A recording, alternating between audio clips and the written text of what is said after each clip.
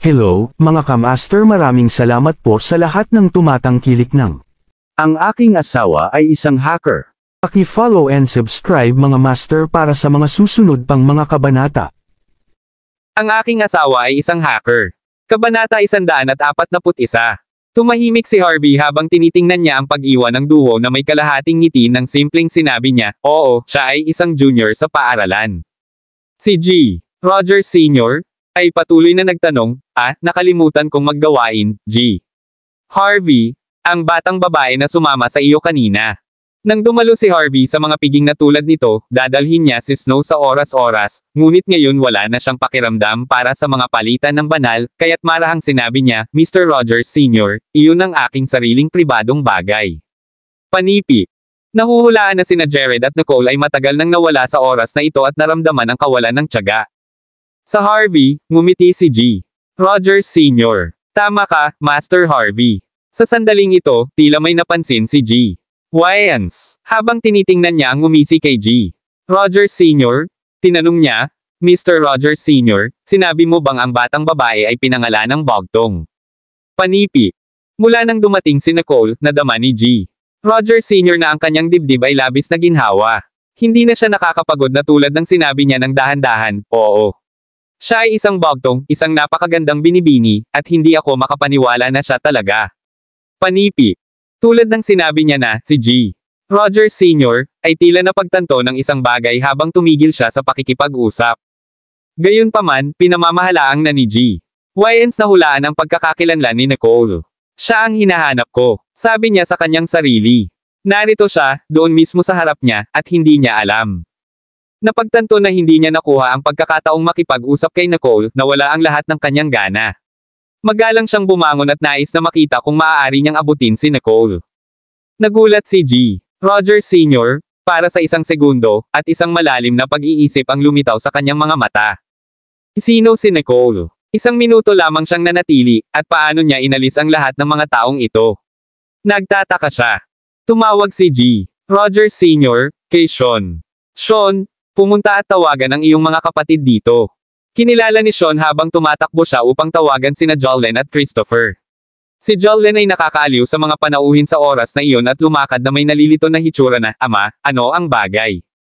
Si G. Rogers Sr. ay naiinis nang makita niya ang hanggal na hitsura ng huli.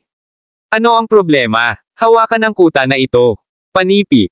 Nang makita ang mga Rogerses sa isang gulo, sina Damian at Miley ay orihinal na nais na habulin si Nicole na tanungin siya, ngunit pagkatapos ng pakikipaglaban sa loob ng ilang segundo, ang dalawa sa kanila ay nagpasya na manatili sa piging. Pagkatapos ng lahat, ang lahat ng mga dignitaryo ng imperial na kapital ay natipon dito.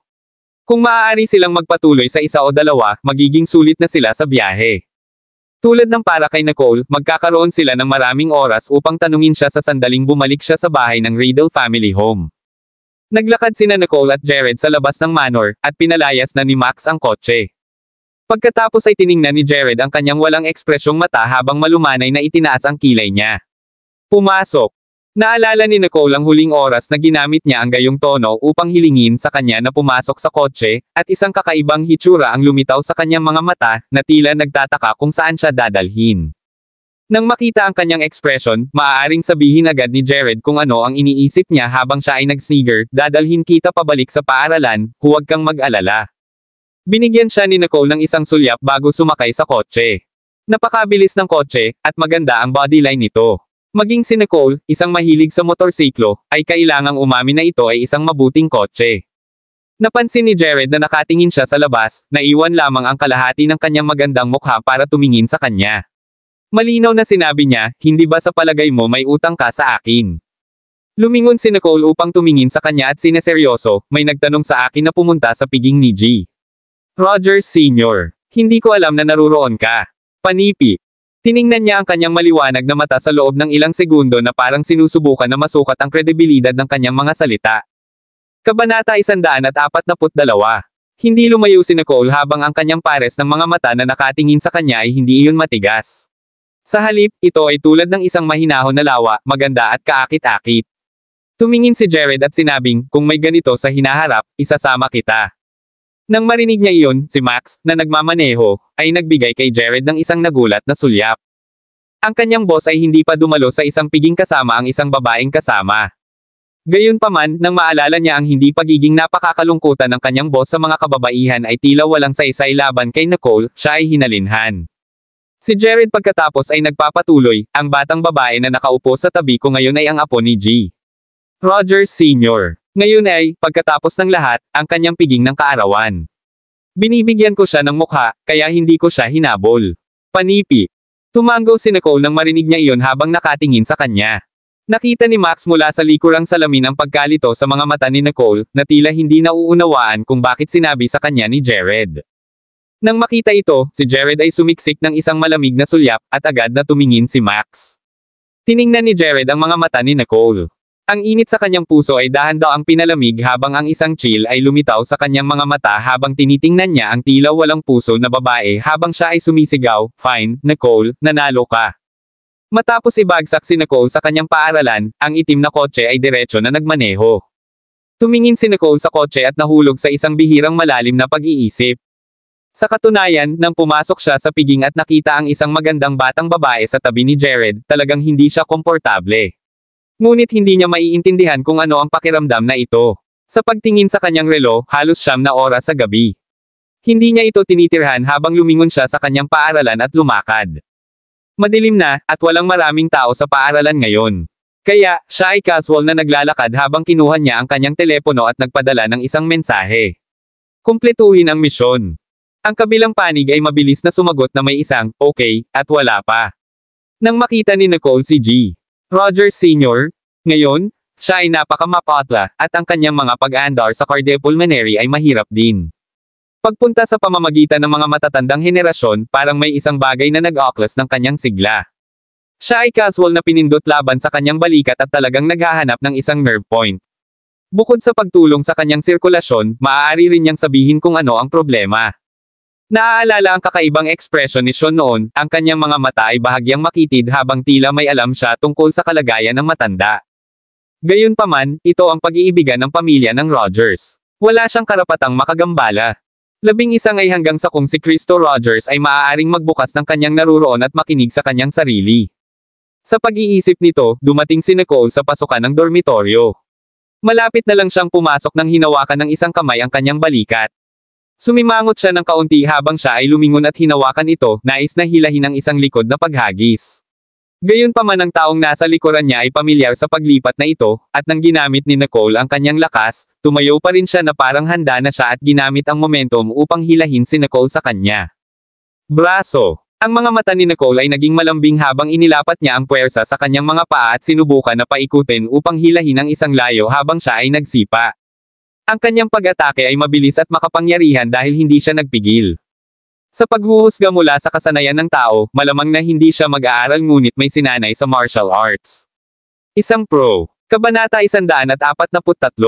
Ang kanyang kalaban ay tila alam na ang lakas ni Nicole, at upang maiwasan ang sipa, agad niyang pinakawalan ang kanyang mga kamay habang siya ay lumayo paatras, na naging dahilan upang makaligtaan ang sipa. Sa maikling palitan na iyon, nakamit ni Nicole ang gusto niya. Habang tinitingnan niya ang malamig, isang hitsura ng pagkabigla ay sumabog sa kanyang mga mata.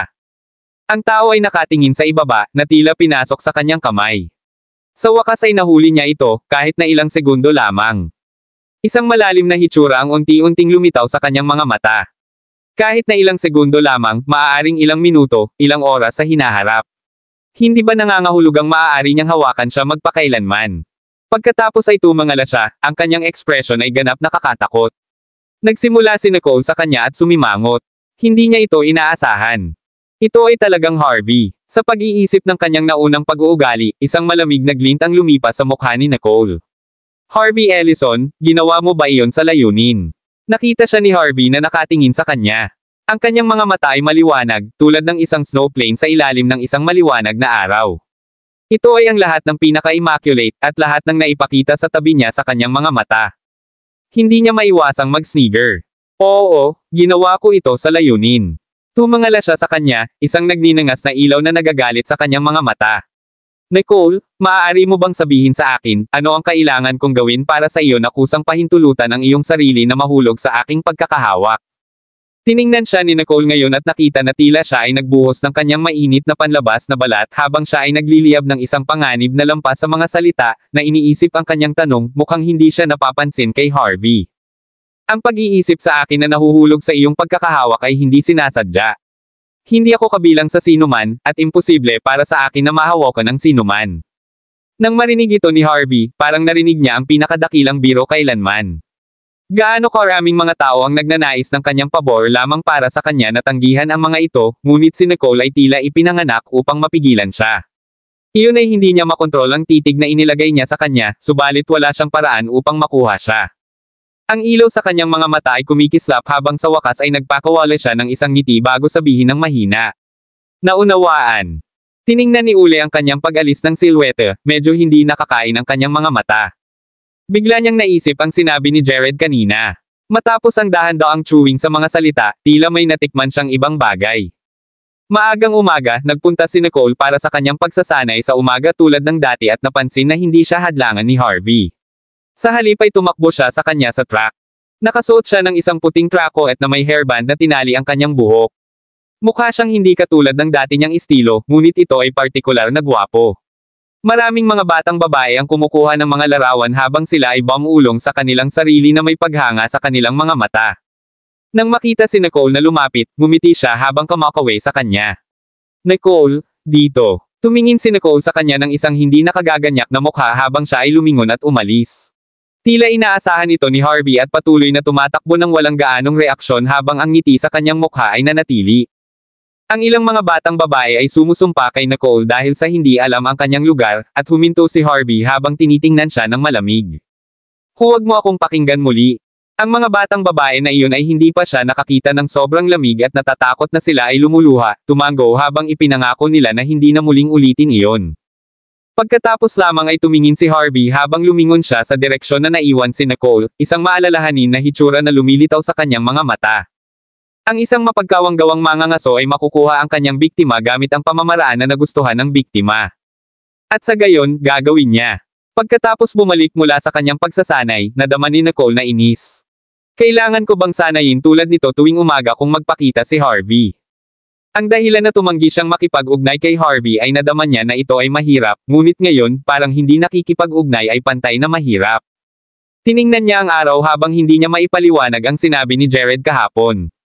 Ano ang ibig niyang sabihin sa iyo na manalo? Nang papunta si Nicole sa silid-aralan, iniisip pa rin niya ito. Pagdating niya, nandoon na si Bradley at maingat na nagbabasa. Si Lulu ay wala sa paligid, marahil ay tinawag ng guro upang makuha ang mga materyales sa pag-aaral.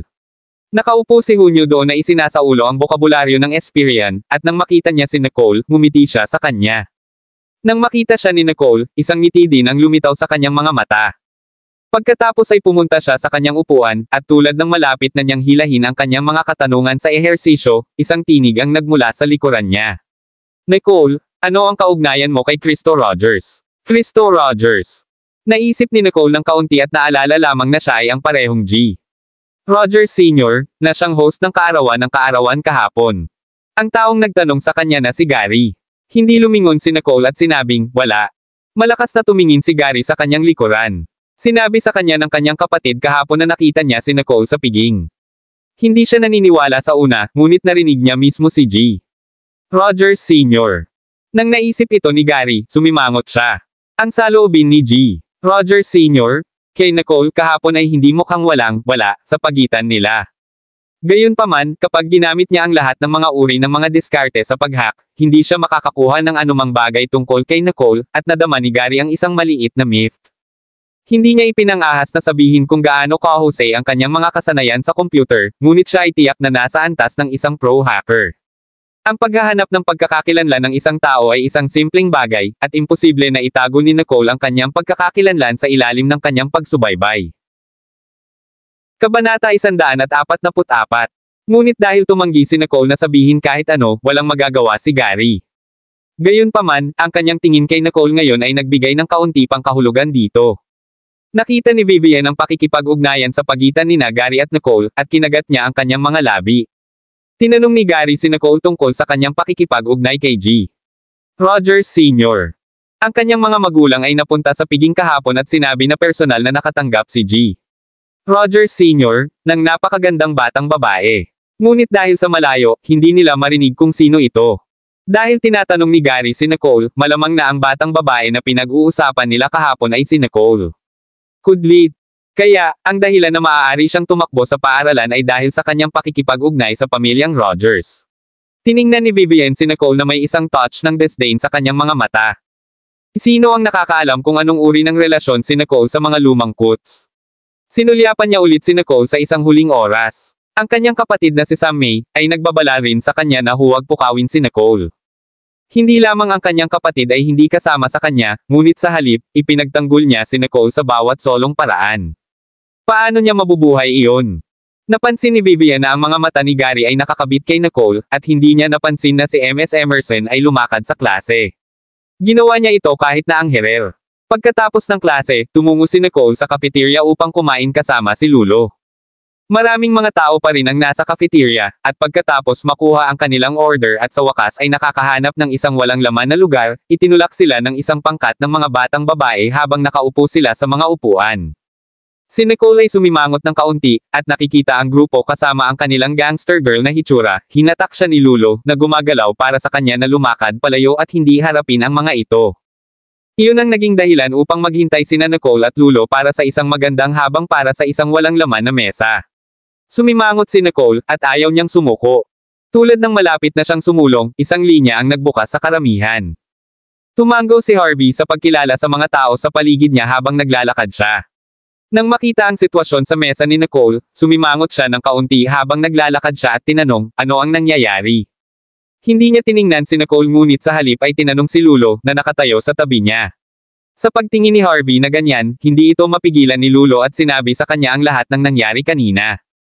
Naririnig ito, ang ilaw sa mga mata ni Harvey ay lumabo habang naglalakad siya sa ilang mga batang babae na gangster at kumatok sa mesa habang sinabi niya, ang mga batang babae, na nakaupo sa cafeteria ay unang dumating, unang maglingkod. Kung hindi ka unang nauna, mangyaring huwag kumuha ng mga upuan. Nang makita siya ng mga batang babae, sila ay namula habang sila ay nagpidget habang nakatingin kay Harvey, na sinasabi, Harvey, ginawa namin ito dahil nakita namin na hindi ka nirerespeto ni Nicole. Nang marinig niya iyon, nawala ang malamig na glint sa kanyang mga mata, ngunit sinabi niya ng mas malumanay, hindi ako iginagalang ni Nicole. Hindi ka nagkakaintindihan. Hindi kita kailangan ng mga batang babae na magsalita para sa akin ngunit salamat kahit anuman. Panipi. Kaya, maaari ba kayong mga batang babae na bumangon at ibigay ang mga upuan sa kanila? Ang ilang mga batang babae ay tumango, ngunit ang isa sa kanila ay nag-atubiling sinabi, Harvey, bakit napakasarap kay Nicole?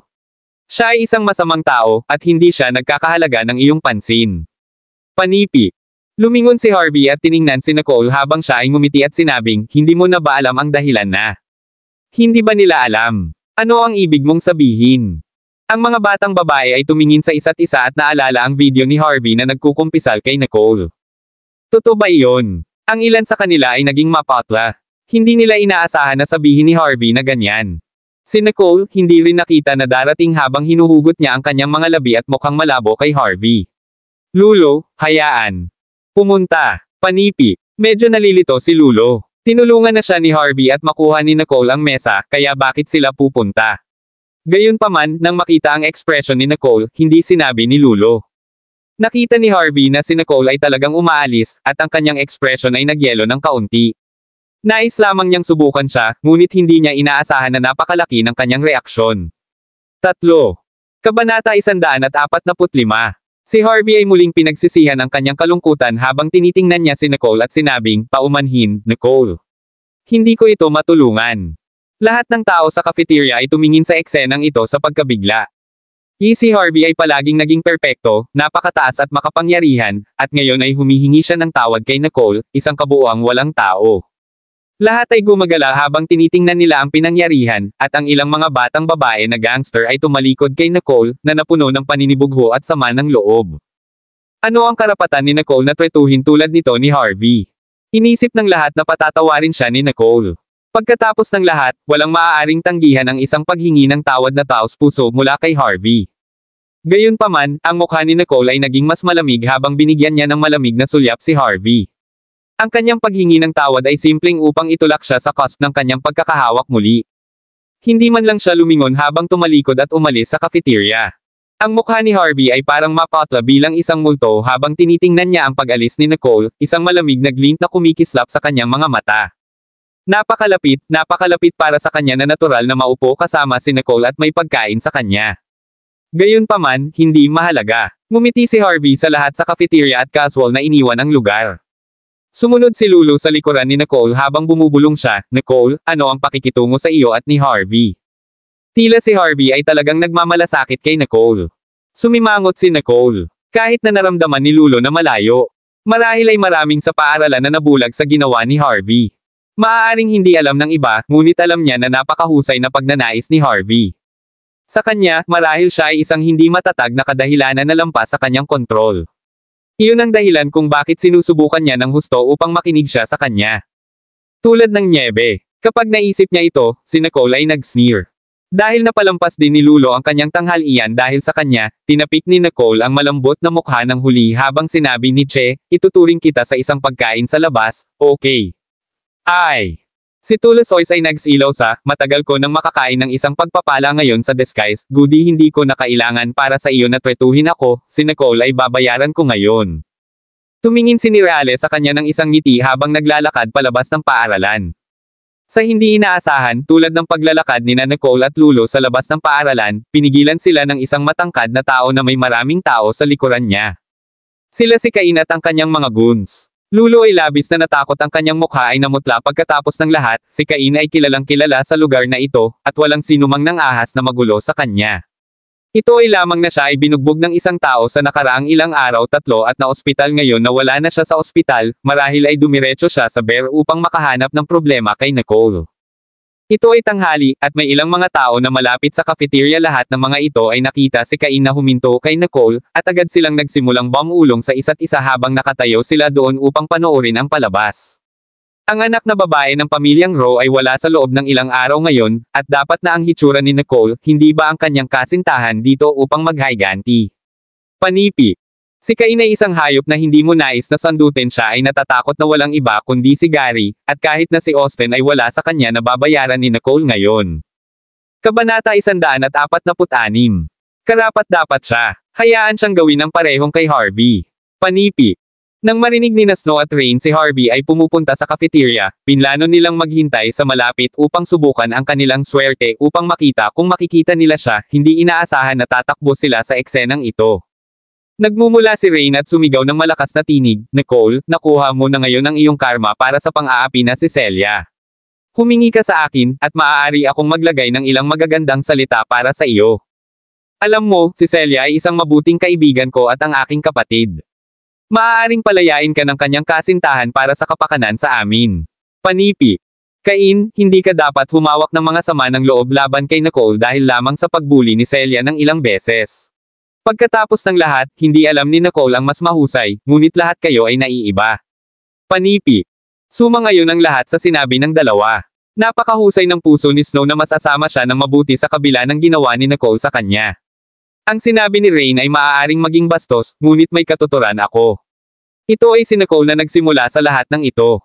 Si Nicole ay hindi marunong, kahit na hindi man lang ang isang sulyap sa mga tao sa paligid niya. Sa halip, tumingin siya sa mga mata na mata kay Cain, na naging uri ng kanyang dating kakilala. Si Cain, na matangkad sa isang malambot na mukha, tumayo roon at tumingin sa walang kabutihan. Siya ay binugbog ng labis na kailangan niyang dalhin sa ospital bago ito. Gaano siya ka-dare na tumayo sa kanyang paraan ngayon? Habang tinitingnan ni Nicole si Cain na may mga mata na nagyelo, tila nakikita ni Cain ang puot ni Nicole at frantically waved ang kanyang kamay upang sabihin sa kanya na hindi siya narito upang labanan. Nagatubiling siyang gumawa ng ilang mga hakbang pasulong at pagkatapos ay kumuha ng isang itim na kahon mula sa likuran niya. Pasensya na, Nicole. Humihingi ako ng paumanhin ang kasintahan ko sa pagkakasala sa iyo. Mangyaring tanggapin ito bilang isang tanda ng paghingi ng tawad at hayaang magpahinga ang bagay dito. Lahat, kasama sina Snow at Rain, ay natigilan upang makita kung ano ang nabuksan bago ang kanilang mga mata paano ito magiging. Hindi ba dapat ituro ni Cain si Nicole ng isang aralin? Hindi alam sa kanila na si Cain ay lihim na nagturo kay Nicole ng isang aralin at natapos sa ospital sa araw na iyon. Nais ni Celia na maghayganti sa kanya, at bago siya magawa, nakilala niya si Jared at natatakot na pumasok sa paaralan ng halos isang linggo. Sinabi niya sa kanyang kasintahan ang tungkol dito, at alinman sa kanila ay nang-ahas na masaktan si Jared. Ang pinakamahusay na paraan ng pasulong ay ang gumawa ng kapayapaan kay Nicole, kung ano ang hindi nila alam ay ang tila walang malasakit na si Nicole ay talagang mas kaibig-ibig kaysa kay Jared. Si Cain ay nagdurusa pa rin sa trauma ng kaisipan ng nangyari sa kanya sa araw na iyon. Nang tiningnan niya si Nicole sa harap niya, maaari pa rin siyang makaramdam ng sakit sa kanyang ibabang tiyan at bali ng kanang paa. Lahat ay napanood sa sorpresa. Hindi nagsalita si Nicole habang ang malaking tao, si Cain, ay mukhang mahiyain sa harap ni Nicole habang ibinibigay niya ang itim na kahon na may nanginginig na mga kamay. Tumingin si Nicole kay Cain at wala pa ring sinabi, habang ang nagulat na si Lulo ay lumakad sa kanya at umalis. Walang clue si Cain kung pinatawad siya ni Nicole. Maaari lamang niyang sundin ang kanyang tahimik habang ang kanyang mga tagasunod ay hindi bababa sa 10 metro ang layo, dahil lahat sila ay hindi nais na masyadong malapit kay Nicole. Malinaw pa rin nilang tandaan kung gaano kasakit ang mabugbog ni Nicole. Si Nicole ay walang slouch sa pakikipaglaban. Ang kanyang bawat suntok at sipa ay tumpak at tinamaan ang mga ito sa mga pinakamahina na lugar. Siya ay naging isang bangungot para sa kanila, kaya't natatakot pa silang makalapit sa kanya. Natigilan si Rain upang makita si Cain Cowering bago si Nicole. Ginawa nito ang sinabi niya ngayon na parang isang sampal sa kanyang mukha. Tinapon niya ang kanyang mga paa sa galit, lumayo, at umalis, dahil hindi na niya nais na mag-aksaya ng oras na naghihintay para kay Harvey na may nyebe. Nakakahiya ito. Ang mga stares ng iba ay nagpahiya sa kanyang sarili. Siya ay naghihirap mula sa kahihiyan hanggat ang kanyang pagmamataas. Hindi nagmamalasakit si Snow kung umalis na ang kanyang kapatid. Nakatayo lang siya doon na nakatingin kay Nicole mula sa likuran, malalim sa pag-iisip. Kabanata 147. Hindi naging mas malinaw ang nyebe tungkol sa background ni Nicole. Ang pamilyang Riddle ay maaaring magkaroon ng isang mahabang kasaysayan, ngunit matagal na nitong lumipas ang kaluwalhatian nito at hindi na maaaring maging isang pagkasira para kay Cain. May iba pang dapat na makaramdam ng takot si Cain. Inisip niya ang kanyang mga browser sa pag-iisip, kahit na hindi napansin na lumakad siya ni Harvey. Isang pag-iisip ang nasa isipan nang makita ni Harvey si Snow. Bigla siyang nagbago ng direksyon at lumakad papunta sa kanya. Ano ang nangyari, at bakit ka nakatayo rito, nyebe? Isang twinkle ng sorpresa ang sumabog sa kanyang mga mata nang makita ni Snow si Harvey. Ngunit nakaramdam siya ng kaunting pagyusisa sa tanong ni Harvey. Hindi ba alam ni Harvey kung ano ang nangyari nang mas maaga ay may kinalaman kay Nicole, at kaya kailangan niyang tanungin siya. Ngunit mabilis niyang tinanggal ang ideyang ito at sinabi kay Harvey kung ano ang nakita niya. Naririnig ang sinabi niya, may ngiti pa rin si Harvey sa kanyang mukha, na parang walang nangyari. Pagkatapos ay lumakad siya patungo sa gate ng paaralan. Tulad ng nais niyang makibalita sa kanya, binaril siya ni Harvey. Ang ganitong uri ng hitsura ng IC ay isang bagay na hindi pa niya nakita sa kanyang mga mata. Huminto siya sa kanyang mga track. Si Snow ay tulad ng isang matatag na naniniwala na tumatakbo patungo sa araw, ngunit ngayon ang araw ay hindi na nagniningning na mainit para sa kanya. Nawala siya at hindi ito matatanggap. Ang puot sa kanyang mga mata ay unti-unting gumagapang. Si Harvey ay tila walang malasakit sa lahat tungkol sa kanya nang bumalik siya sa oras na ito. Ngunit hinaplos niya ang kanyang ngipin sa pag-iisip ng payo ni Karen. Sa lalong madaling panahon ito ay magiging katapusan ng linggo, ang oras kung kailan darating si Karen at tatanungin siya tungkol sa kung paano siya pupunta at si Harvey. Ngunit hindi niya alam kung paano sabihin kay Karen na sa loob lamang ng isang linggo, si Harvey ay naging walang malasakit sa kanya. Pinakawalan ni Snow ang kanyang kakuhan at sinamahan si Rain upang matugunan si Harvey ngayon. Iniisip niya na magkaroon ng isang kaaya-aya na pag-uusap sa kanya, hindi inaasahan na nagtanong lamang si Harvey ng ilang mga katanungan tungkol kay Nicole at pagkatapos ay umalis na tulad nito. Ang mga asul na ugat ay sumulpot sa kanyang kamay, hinatak sa sulok ng kanyang mga damit habang dahan-daang lumakad palayo kasama ang kanyang ulo na bumaba upang maiwasan ang iba na makita ang kanyang ekspresyon. Si Nicole ay naglalakad sa harap, na sinundan ng isang malaking pangkat ng mga tao. Nais niya na iwanan nila ang nag-iisa upang masiyahan siya sa kanyang pagkain kasama si Lulo ng tahimik. Sumulyap siya pabalik kay Cain at nakita siyang nakatingin sa kanya na may mga nakamamanghang mata. Pinaikit ni Nicole ang kanyang mga mata at sinabing, umalis ako sa aking paningin. Ayokong makita ka ulit, panipi. Ang kanyang mahigpit na glare ay natakot sa mga liwanag ng araw sa labas ni Cain. Bilang desperado na nais niyang tumakas, hindi niya nakalimutan na ipasa ang kahon sa Lulo na may ngiti at sinabing, mangyaring tulungan akong ipasa ito kay Nicole. Natatakot siya na ibigay ang bagay kay Nicole ng direkta, ngunit hindi siya makaramdam ng madali at hindi masagot ang kanyang kasintahan kung hindi niya ibigay ang regalo kay Nicole. Kaya, gumawa siya ng isang kompromiso at naipasa ang bagay kay Lulo. Pagkatapos ay nagbeken si Cain sa kanyang kamay upang dalhin ang kanyang mga tagasunod na umalis. Tumingin si Nicole sa paligid. Halos sinundan ni Cain ang dalawa sa gate ng paaralan, at halos ang buong paaralan ay nakakita ng mukha ni Cain. Nakaramdam siya ng kaunting sakit ng ulo sa pag-iisip nito. Kabanata 148. Hindi nagustuhan ni Nicole ang labis na pansin sa kanyang sarili, ngunit kahit papaano, lagi niya itong nakuha. Kinuha ni Lulo ang kahon, nag-aalangan kung ibabalik ito. Ngunit nang makita niya ang kalmadong mukha ni Nicole, mahinahon niyang inilipat ang mga bagay sa mga braso ni Nicole. Dito ka pupunta. Ito ay mula sa kanya. Panipi. Hindi man lang tiningnan ito ni Nicole, at ibinalik niya ito sa bag ng paaralan ni Lulo. Dahil ibinigay niya ito sa iyo, ito ay sa iyo, kung gayon. Wala nang sama ng loob sa pagitan nila mula nang tinanggap niya ang bagay na ito. Iyon ang dahilan kung bakit hindi niya pinalaya si Cain nang ibigay niya ang bagay. Malumanay na tinapik ni Nicole si Lulo sa ulo at sinabing, kumuha tayo ng makakain. Ang gate ng paaralan ay malapit sa kafe. Kapag dumaan sa kafe, si Nicole ay casual na sumulyap sa loob, hindi inaasahan na makakita ng anuman. Ngunit nakita niya si Jared na katamtaman na nakasandal sa bintana. Ang pag-upo sa tapat niya ay isang magandang babae na may pulang labi at kulot na buhok. Ang dalawa ay tila nakikipag-chat tungkol sa isang bagay, at pagkatapos ay tumayo ang babae, tila nabalisa, at nais na maglakad papunta kay Jared. Tumigil si Nicole sa pagtingin sa puntong ito at patuloy na lumakad pasulong dahil hindi siya interesado na sumilip sa pribadong pag-iibigan ng iba. Si Lulu, na naglalakad sa tabi ni Nicole, ay nanginginig ng biglaan. Pagkatapos ay tumangala siya sa langit sa puzzlement. Maagang taglagas, at ang panahon ay hindi masyadong malamig. Ngunit si Lulu ay nanginginig na parang sa taglamig, ang temperatura ng hangin na patuloy na bumulusok. Ang panahon ay nagiging hindi mahuhulaan. Kailangan kong magsuot ng dagdag na layer ng Amerikana pagdating ko sa bahay. Sa pamamagitan ng paraan, nakakaramdam ka ba ng malamig, Nicole? Panipi. Bumagal si Nicole at tumingin sa langit, pagkatapos ay sinabi ng isang tuwid na mukha, hindi man. Tiningnan siya ni Lulu sa bafflement. Masigasig niyang naramdaman na may mali sa kalooban ni Nicole ngunit hindi masabi kung bakit dahil walang espesyal na nangyari ngayon. Isa. Sa pag-unawa na ito, sinabi ni Lulu, huwag kang mag-alala. Ang buwan ng pagsusulit ay higit pa sa 1 linggo ang layo at naniniwala ako na gaganap ka ng maayos. Panipi.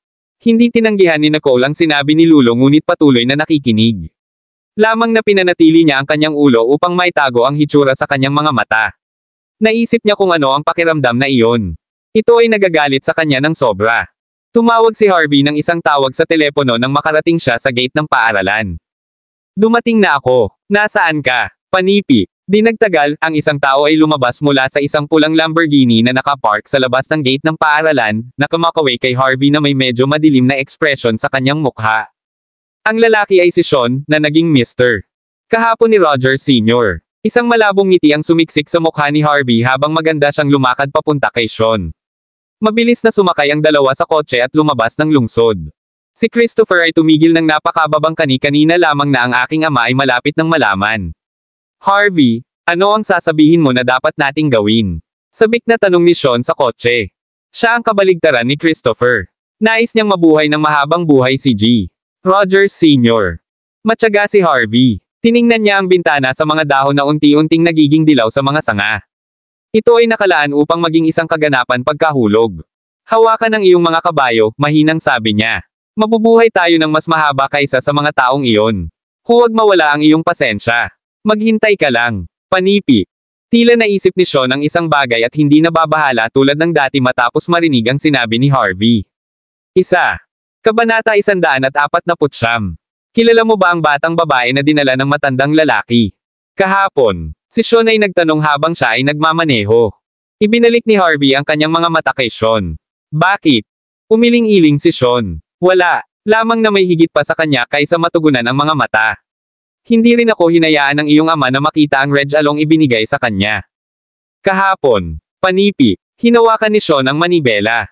At tila alam niya ang problema sa aking ama at may isang bagay sa kanya, medyo mas maaga kaysa sa oras na hiniling mo sa akin na magsalita. Makakaapekto ba ito? Kahit ano. Panipi. Sinimulan ni Harvey na magkaroon ng kahulugan ng isang bagay at chuckled. Nicole, palagi kang may sorpresa para sa akin. Tumangala siya at bumulong kay Sean. Huwag kang mag-alala tungkol sa kanya. Muli, alam na ayaw ni Harvey na sabihin sa kanya. Higit pa, nagmaneho ang kotse at umabot sa Great Oak sa wakas. Lumabas sina Harvey at Sean ng kotse at nagtungo sa nag-iisang sanatorium sa bayan. Nasanay na ang mga doktor at nurse sa kanilang pagbisita at hinihiling lamang ang isang regular na pagrehistro mula sa kanila bago hayaan silang pumasok. Ang maliit na sanatorium ay may 3 palapag lamang at walang elevator. Dahan daw ang umakyat ang dalawa sa tuktok na palapag. At itinulak buksan ang isang pinto sa silid 312. Nagkaroon ng isang doddering na nasa edad na sa loob. Mukha siyang payat, ang kanyang hair manipis at kulay abo na parang siya ay matanda na. Nakasuot ng sobrang laki ng gown sa ospital at nakaupo sa kama, tumingin siya sa labas ng bintana, kung minsan ay tumatawa sa kanyang sarili, nakatingin. Neurotic. Naglakad sina Harvey at Sean sa tandem at pagkatapos ay tumayo sa tabi ng kanyang kama at tiningnan ang lalaki na may kutsilyo na parang mga mata na parang maaari silang tumago sa lalaki.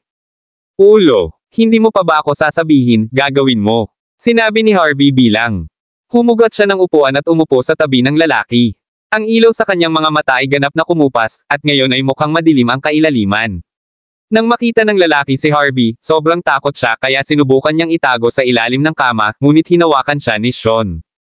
At itinaas ang kanyang bony body pabalik sa kama. Nauubusan ako ng pasensya, mahal kong guro. Ang ngiti ni Harvey ay mukhang hindi pangkaraniwang banayad. Natagpuan ni Nicole at Lulo ang isang restoran ng Fondo at nagkaroon. Isang pagkain ng comfortable. Sa paglabas nila ng restaurant, maligaya na hinaplos ni Lulo ang kanyang maliit na tiyan at sinabing si Nicole, pakiramdam ko ay parang wala na tayo sa kulungan. Kumusta naman tayo sa susunod na oras, Nicole? Dalhin sina June at Bradley. Panipi. Tiningnan siya ni Nicole na may ngiti sa kanyang mga mata. Bakit? Hindi. Panipi. Tumingin si Lulo kay Nicole, nakakaramdam ng pagyuzisa. Hindi ba? Sa tingin mo ay hindi ito malamig tulad ng dati. Panipi. Hindi sumagot si Nicole. Nasanay si Lulo. Kanyang sarili, kaya hindi niya naisip. Ang taong ito ay talagang magiging mas malamig kaysa sa dati. Panatilihing mainit-init ang iyong sarili, Nicole. Panipi. Tiningnan ni Lulu si Nicole na may pag-aalala. Si Nicole ay palaging nagsusuot lamang ng isang t-shirt na may isang Amerikana at isang pares ng comfortable na maluwag na malapad na pantalon. Ito ay isang casual na halo at tugma ng fashion, ngunit mukhang mahusay ito kay Nicole. Si Nicole ay matangkad ngunit hindi payat, ang kanyang bahagyang kulot na buhok ay bumagsak sa kanyang mga balikat, na ginagawa siyang tumingin. Nakamamatay na tamad. Nais lamang ni Lulo na makita kung magkano ang suot ni Nicole, ngunit siya ay ganap na nalubog dito. Bilang isang batang babae, naisip din niya na maganda si Nicole. Hindi. Kami. Ang Wonder Harvey ay hindi maiwasang maakit kay Nicole. Kabanata 150. Tumingin si Nicole sa kanya at nagtaas ng kilay. Gusto ko. Ilang sandali pa ay napagtanto ni Lulo kung ano ang ibig sabihin ni Nicole, panatilihin niyang mainit ang sarili. Hindi mapigilan ni Lulo na magkakal. Ito. Ano ang isang reflex arc, Nicole? Walang sinabi si Nicole kundi binigyan siya ng isang matikas. Mapagmataas na hitsura. Ang dalawang kakled habang naglalakad sila sa gate ng paaralan. Plano ni Lulo na bumalik sa dormitoryo upang mag-aral. Nag-isip sandali si Nicole at nagpa siya na pumunta sa kafe. Pumayag siyang bigyan si Austin at ang matrikula ng kumpanya ngayong hapon. Nang dumating si Nicole sa harap ng kafe, siya. Kahit papaano nag-atubili. Nagtataka siya kung bakit bigla siyang nagkaroon ng isang hindi magandang pakiramdam na hindi pa nangyari sa kanya. Dati, si Chloe sa loob ng kafe ay nakita na si Nicole at lumabas upang batiin siya ng isang ngiti. Ngunit si Nicole ay tila naglalakad na parang hindi niya nakita. Siya. Ano ang sorpresa? Sinaksak ni Klaus ang kanyang baba, hindi. Inaasahan na makita si Nicole woolgathering. Si Jared ay wala sa ground floor.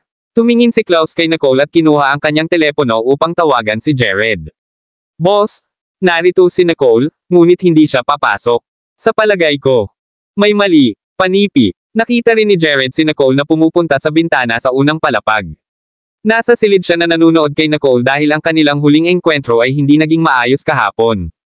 Hindi siya gumagalaw hanggat siya nanatiling nakaugat sa lugar. Tumayo si Max sa tabi niya, hindi talaga alam kung ano ginagawa ng kanyang boss. Matapos ibitin ang telepono, at ilang minuto pa ang lumipas, nakatayo pa rin si Nicole. Kung saan siya ay parang nag-iisip ng isang bagay. Ngunit nawala ng pasensya si Jared. Galit siyang nagbulong tungkol sa isang bagay at pagkatapos ay bumaba. Inaasahan niya si Nicole. Ang isang glacier ay tila nabuo sa mga nakakatawang mata ni Jared, ang kanyang ekspresyon na sobrang lamig na parang may freeze ang oras. Nang bumaba siya, nakatingin siya kay Nicole, na nangyari na tumingin up. Sa pamamagitan ng pintuan ng baso. Tumingin si Nicole sa lalaki sa tapat ng pintuan. Nakasuot siya ng isang itim na sutla shirt, ang kanyang artistikong arched black eyebrows na ginagawang patas ang kanyang balat kaysa sa kanya. Nanatili siyang nakatayo sa ilalim ng ilang mga hakbang ng hagdanan sa sandaling iyon, na nakasandal sa rehas, ngunit ito ay naging mas kaakit-akit, na may kaunting matinding kagandahan. Tiningnan siya ni Nicole na parang biglang nauunawaan kung bakit napakaraming tao ang dumating sa cafe araw-araw upang makipag-chat sa kanya. Ngayon, nang walang pag-aatubili, itinulak niya buksan ang pintuan at naglakad papunta kay Klaus. Bigyan mo ako ng isang baso ng iced Americano. Kailangan niyang matino. Dahan daw ang lumakad si Nicole patungo sa hagdan at malumanay na sinabi sa si Jared, na nakatitig sa kanya. Excuse me. Si Max, na sumusunod kay Jared na nagmamadali sa ibaba, ay narinig ito, at ang kanyang puso ay lumaktaw ng isang matalo. Paumanhin. Walang ekspresyon si Jared sa kanyang mukha. Gamit nito, naglakad siya palabas ng pintuan nang hindi lumingon. Patuloy na naglalakad si Nicole sa hagdan at dumating sa silid kung saan karaniwang binigyan niya ang matrikula ng Austin at kumpanya. Naghintay siya doon, naghahanap na parang malalim. Naisip. Nang dumating si Austin at ang kanyang mga kaibigan at nakita si Nicole na nakaupo sa kanyang sarili, sinabi ni Sam May, "Boss, bakit hindi ka sinamahan ni Jared ngayon? Isamahan mo ako." Sa kanilang mga mata, laging si Jared na sumama sa akin. Tanong niya sa kanya. Isipan. Nakita ni Sam May na may mali kay Nicole. At naging nababahala, ayos ka ba? Boss, panipi. Maraming salamat mga kamaster sa walang sawang pagsusubaybay, isang like, share, and subscribe naman dyan mga kamaster. Abangan ang susunod pang mga kabanata.